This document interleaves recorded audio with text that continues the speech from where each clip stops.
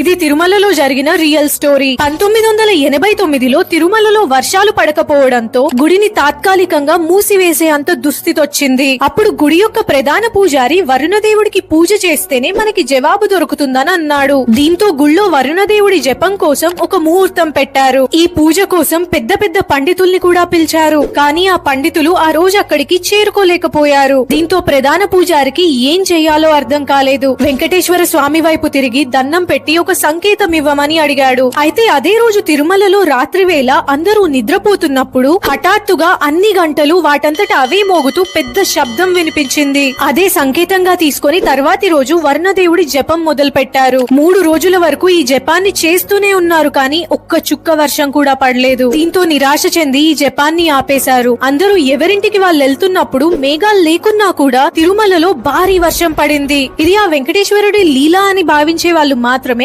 గోవిందా గోవిందా అని